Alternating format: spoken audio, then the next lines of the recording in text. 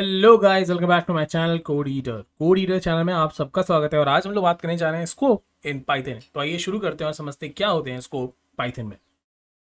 तो अब स्कोप है क्या? तो स्कोप का मतलब आप समझ लीजिए, एक सिंपल सी लाइन में अगर मैं बोलूं कि किन किन वेरिएबल को हम एक्सेस कर सकते हैं, वही हमारा स्कोप होता है।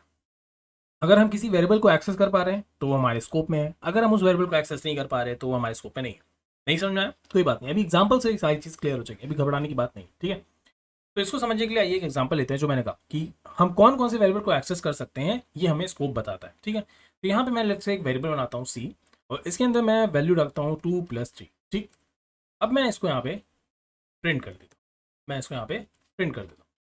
भाई इसका रिजल्ट देख लेते हैं। ओके, 5 हमारा प्रिंट होकर आ रहा है, बिल्कुल सही है।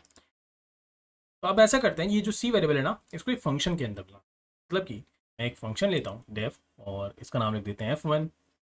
और इस फंक्शन के अंदर हम क्या कर देते हैं, एक सी वेरिएबल को यहाँ पे क्रिएट करते हैं, ठीक है। तो c इक्वल टू 2+3, ठीक है, ये एकदम सही है। और इसी फंक्शन के अंदर चाहे तो प्रिंट नहीं कराते हैं, चलो ठीक है। अगर आप ध्यान से देखोगे तो मैंने एक फंक्शन के अंदर अभी सी वेरिएबल बनाया, उससे पहले मैंने जो सी वेरिएबल बनाया था वो फंक्शन के अंदर नहीं था, राइट। वो कोई भी फंक्शन के अंदर नहीं था, और हमारे सी से हमें तुरंत 5 का रिजल्ट ही मिल गया था। बट अगर अभी आप देखोगे तो हमें यहाँ पे एक एरर दे रहा है। बेसिकली ये वार्निंग इसलिए दे रहा है क्योंकि हम लोग सी का यूज़ नहीं कर रहे, तो उसके लिए परेशान होती है। अभी इस पर ध्यान दीजिए। तो अगर आप ध्यान से देखेंगे तो ये हमें एरर दे रहा है। एरर क्यों दे रहा है? जबकि हमने सी तो लिखा हुआ है ना, सी की वैल्यू इक्वल टू 2+3, तो ये एरर क्या दे रहा है, चेक करते हैं। तो ये हमें एरर दे रहा है कि name C is not defined. ऐसा क्यों भाई? सी तो हमने डिफाइन किया हुआ है ना, सी के अंदर ही तो 2+3 है, तो ये सी प्रिंट क्यों नहीं कर पा रहा है? तो ये है बेसिकली स्कोप की वजह से। क्योंकि जब हमने ये फंक्शन क्रिएट किया तो ये जो सी वेरिएबल था ना, अब ये इसी के स्कोप में है, मतलब इसी फंक्शन के ही स्कोप में है। जब मैंने यहां से इस इस वाले सी को एक्सेस करने की कोशिश की तो उसने कहा भाई यहाँ पे तो कोई सी है ही नहीं, वो इस फंक्शन के अंदर है।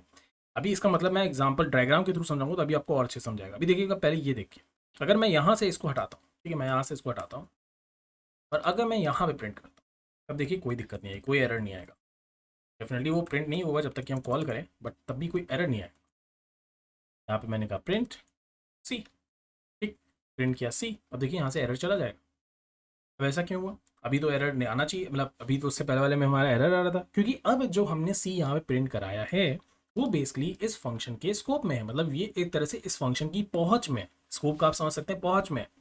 तो इसीलिए ये सी प्रिंट कर सकता है। अगर मैं फंक्शन कॉल करूंगा तो देखिए ये सी प्रिंट कर देगा। मैं करूंगा रन, वही देखिए इसने सी प्रिंट कर दिया। बट उसके पहले वाले केस में क्या था, जब मैंने सी को यहाँ पे प्रिंट कराया था, जब मैंने सी को यहाँ पे प्रिंट कराया था, तब ये सी इस, जहाँ पे हम ये लिख रहे हैं, जहाँ पे ये मतलब ये वैल्यू सी की लिख रहे हैं, वो उसके स्कोप में अब नहीं है, क्योंकि ये सी अब इस फंक्शन के स्कोप में, ठीक है। तो आइए अब इसको एक डायग्राम के थ्रू समझते हैं, तो और इस चीज को हम लोग अच्छे से समझ पाएंगे।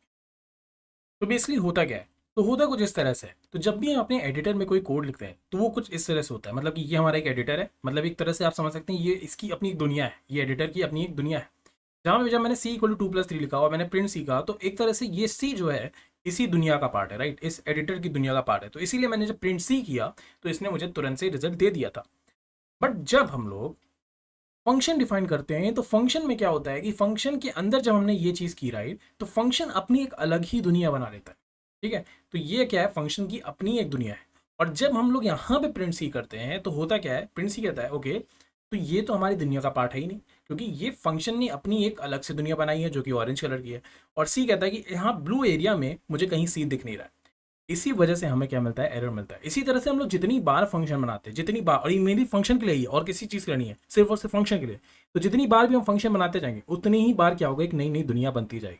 और जितनी बार वो नई दुनिया बनेगी वो उसी दुनिया के अंदर के जो वेरिएबल्स हैं उसको एक्सेस कर पाएंगे। मतलब कि अगर मैं यहाँ पे प्रिंट सी लिखता हूँ, मतलब इस फंक्शन के अंदर मैं प्रिंट सी लिखता हूँ, जो मैंने किया भी था, तो वहां पे क्या हुआ था, हमें रिजल्ट मिल गया था, राइट, क्योंकि वो उसकी दुनिया का पार्ट था। मतलब अभी यहाँ पे जो सी लिखा है, अगर आप ध्यान से देखेंगे तो ये सी यहाँ ब्लू एरिया में कहीं पे भी सी नहीं लिखा हुआ है कि सी इक्वल टू 5 या सी इक्वल टू 2+3। वो कहाँ लिखा हुआ है, एक ऑरेंज एरिया में लिखा हुआ है, जो कि इस फंक्शन की दुनिया का पार्ट है, जो कि इस F1 की दुनिया का पार्ट है, ना कि इस एडिटर की दुनिया का पार्ट है। तो इसी वजह से हम ये कह सकते हैं कि सी का जो यहाँ पे हम प्रिंट करने की कोशिश कर रहे हैं वो इसके स्कोप में ही नहीं है। मतलब ये सी वेरिएबल जो यहाँ पे है वो यहाँ इस एरिया में, एडिटर के एरिया में, इसके स्कोप में ही नहीं है। और इसी वजह से ये हमें क्या देता है, एरर देता है। तो आई होप अब आपको समझ में आएगा कि क्यों चीज़ हमें ये एरर दे रही है, क्योंकि ये अपनी एक दुनिया है, और ये जो प्रिंट सी लिखा है ये इस एडिटर की दुनिया का पार्ट है, इसीलिए ये हमें ये एरर दे रहा है। जैसे ही मैं इसको हटाता हूँ, देखिए ये एरर चला जाएगा, कोई एरर नहीं आएगा। और मैं सिंपली अगर इस फंक्शन को कॉल करता हूँ तो मुझे तुरंत से रिजल्ट भी मिल जाएगा। आई होप आपको समझ में आएगा कि बेसिकली स्कोप का क्या रूल है, और आने वाले वीडियो में, इसके नेक्स्ट वीडियो में हम लोग देखेंगे स्कोप के क्या रूल्स होते हैं, क्योंकि स्कोप समझना काफी इंपॉर्टेंट है। जब आप फंक्शन क्रिएट करते हो तो फंक्शन अपनी एक दुनिया बना रहा है, राइट? तो उस दुनिया को समझना, क्योंकि अगर आपने गलत तरीके से फंक्शन के साथ मतलब कुछ किया इस तरह से, मतलब वेरिएबल इधर उधर के एक्सेस कर लिए, तो आपका पूरा पूरा रिजल्ट गलत आ सकता है। तो इसीलिए हमें अगले वीडियो में देखेंगे कि क्या होते हैं स्कोप रूल्स। वहां पे फिर हम लोग समझेंगे क्या क्या रूल्स होते हैं जिसके थ्रू हम स्कोप को डिफाइन करते हैं। यहाँ पे हम लोगों ने समझ लिया कि स्कोप क्या होता है, किस तरह से एक अपनी दुनिया बनाता है फंक्शन। आने वाले वीडियो में हम लोग उसके रूल्स देखेंगे कि किस तरह से हम लोग क्या रूल्स फॉलो करते हैं जब हमें स्कोप को मतलब बनाना होता है, मतलब जब स्कोप हम क्रिएट करते हैं।